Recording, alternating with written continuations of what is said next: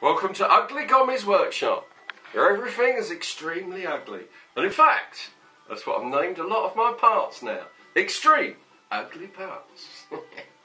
My new grease. Extreme Ugly Sex Lube. And thank you for all the support on the new ugly products. Thank you very much. And we have sold quite a lot. Now, I'm Marcus. That's sexy. That is absolutely gorgeous. Obviously, this is not your barrel. I've got to shoot the gun indoors without upsetting my neighbours, so... Oh, it would help if I turned the air on, I suppose. I'll bring the dwell up a little bit, yeah.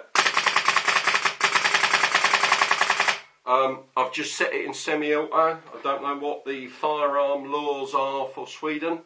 As a paintball player, you should know all the laws regarding owning a firearm in your country. And yes, this is a firearm. Anything that has a projectile that comes out the front is a firearm. So in fact, if I walked into a bank with a banana in a brown paper bag and I got caught, I would be prosecuted under the Firearms Act for that banana. Yeah, really, really. So be wise. It's not about... It's about everybody else who plays paintball, okay? So this is your kick-up.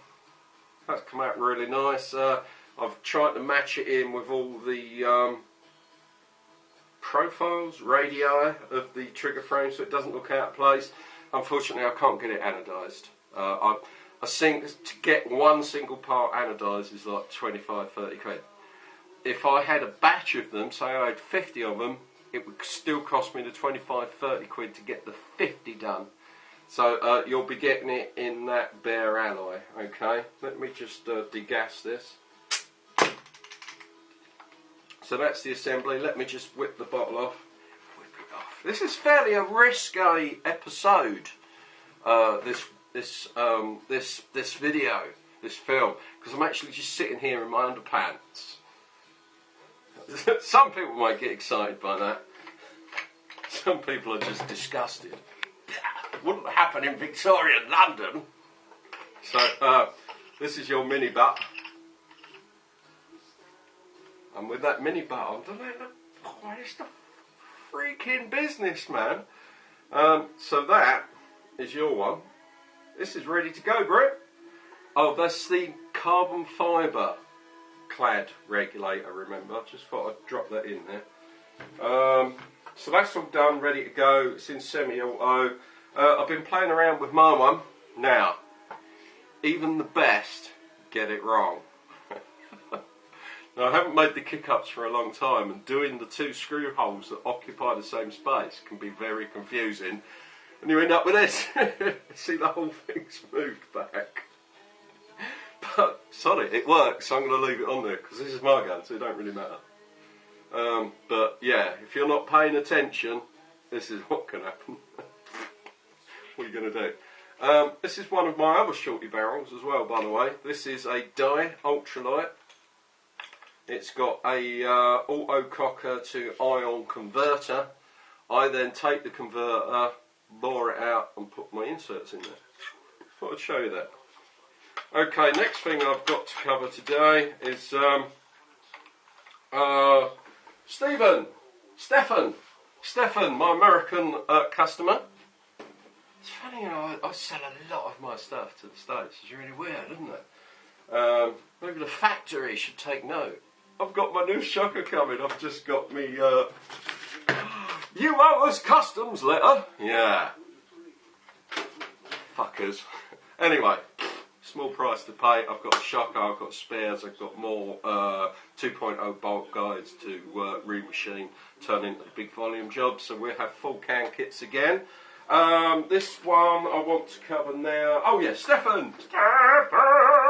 He's one of my customers from the States. He's just fitted he's bought the can kit off us.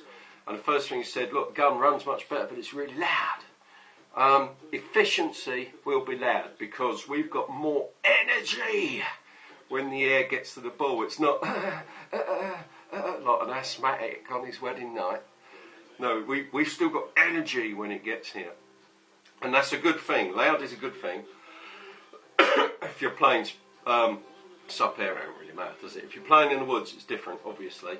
So we are talking about a rain cover. Because you're not allowed silencers in the States, right? Rain cover. Oh yeah. So what I would normally use, this is a freak back, same as what's on your Lux, by the way. What I would normally use when I make a silencer is this one. This is the All-American paintball tip, and it just has loads and loads of porting, and the porting is a really, really good size. Now, obviously what you'll have with your Lux is a standard Lux barrel. Now, the other cool thing about the All-American tip is its parallel sides. This makes a friction fit for the silencer really easy to do. Now, we have the Lux barrel, which has plenty of porting, but porting is a little bit on the weedy side, and also it's tapered. So what I need you to do for me, Stefan, is measure the diameter here and the diameter here. If the diameters on your Lux barrel are the same as the diameters on this one, then I can use this barrel as a template to make a friction fit silencer, rain cover, for your Lux tip. And then that way you don't have to send me your barrel and we don't have to do all that, oh, back and forward through the post. I got this one, but the only thing, this is an Armson, this is a rifled barrel. Polygroove rifling, not the hammerhead bloody rubbish cut grooves. Look in history, cut grooves and round balls. What is wrong with you? Go back and look at the American Civil War. It's all there to be understood. Educate yourself about rifling for round projectiles. If you're going to fire a round projectile, you cannot have cut rifling in a barrel, because the projectile needs to expand to fill the grooves in the barrel. That's why they, during the American Civil War, they went from balls to mini balls, which was the bullet-shaped thing with a hollow back. When the gunpowder went bang, the back of the mini ball expanded, filled the barrel, engaged the cut rifling, and went off spinning down the thing. But when they were using round balls, they had to use a polygroove barrel. Okay, now these are fantastic. These are like shooting an air rifle, but you have to have your paint to fit. So that if you've got a ball that's too small, forget it, you can't use this. As simple as that. Right, anyway, next. So you remember quite a number of episodes ago, I made myself a workshop knife, right?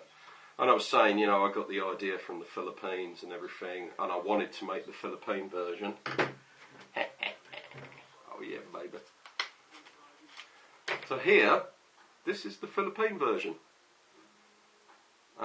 It's got a, this was really, really hard to grind. That's for spoke shaving, right? For making square wood into round wood, like bow shafts, arrows, all that sort of thing. Not that I do a lot of that. And that's that way. You've still got your stippling there, so you've still got your close-up detail, and you can still fight like it would be with a Philippine knife, but it has a hammer on the end, it has a brass weight on the end. So you've still got your non-lethal takedown, but the other advantage is you've got a hammer. And indeed, I've already been using this as a hammer. I've got to edge the blade yet, I'll do that with my Japanese stuff. Coming out really well. I've got to get rid of the phosphor black. I put all that on there so that when I was working it, I didn't scratch the metal. Because I want to do carbon fibre scales, and it's just really nice. I don't know if that hammer's going to stay that big yet, because this is just roughed out, but it's absolutely nice, and the spoke shaving works brilliantly. Yeah, you know, I've already been out in the garage finding bits of wood. Also, if you do feather sticks and all that sort of thing, perfect. This has worked out really well. This is probably the best, I don't know if you would call it a survival knife, but it's a bit of everything. I might actually send one to my Filipino friends. So, until next time, this is the end of Gommy's Saturday edition. We'll see you soon. Ta-da, buds. Bye-bye.